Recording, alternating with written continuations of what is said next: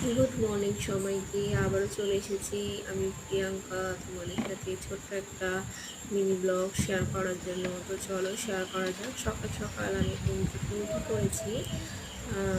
আর দেখো আজকের ওয়েদারটা কত সুন্দর লাগছে পরিবেশটা। তারপর আমি একটু চা করে নিচ্ছিলাম আমার শাশুড়ি মায়ের জন্য। আমি যেহেতু চা খাই না, তো ওনার জন্য আমাকে করতে হয়। তারপর মেয়েকে ঘুম থেকে একটু তুলে নিচ্ছিলাম। আর আজকে যেহেতু রবিবার, ও একটু দেরি করেই ওঠে, আর আমি সমস্ত কাজ করার পরেই ওকে তুলছিলাম।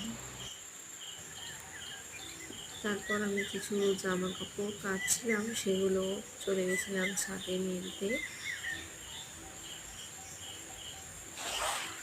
আর দেখো আজকে ওয়েদারটা কত সুন্দর, রোদ্দুর উঠেছে অনেক দিন পরে।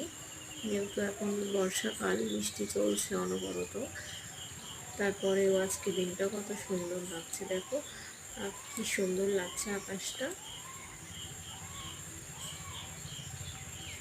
আর পরিবেশটাও কত সুন্দর। তারপর আমি চলে গেছিলাম ঠাকুর ঘরে, ঠাকুরকে একটু পুজো দিয়ে নেওয়ার পর আমি তার আগে আমি একটা ড্রাগন ফল কিনে নিয়েছিলাম ঠাকুরকে দেওয়ার জন্য। আর আমাদের ড্রাগন গাছ, আমি ড্রাগনের পুরো একটা ভিডিও তোমাদের সাথে শেয়ার করবো পরে। তারপর আমি কিছু বাচ্চাকে আজকে খেতে বলেছিলাম, আর ওদের জন্যই আমি খিচুড়ি করে নিচ্ছিলাম। ওদেরই ডিমান্ড ছিল খিচুড়ি খাওয়াতে হবে।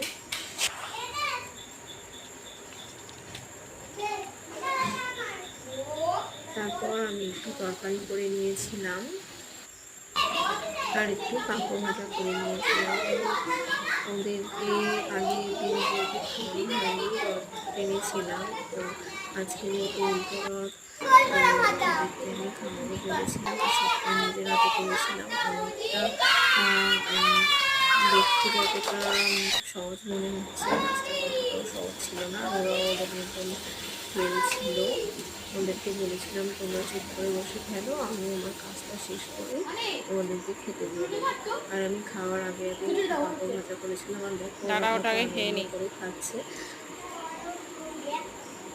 সবটা আমি নিজের হাতে করেছি, আর ওদেরও খুব পছন্দ হয়েছিল। তারপর আমরা বেরিয়ে পড়েছিলাম রথ টানতে, আর সবাই আসছিল, একটু রথ টেনে নিচ্ছিল।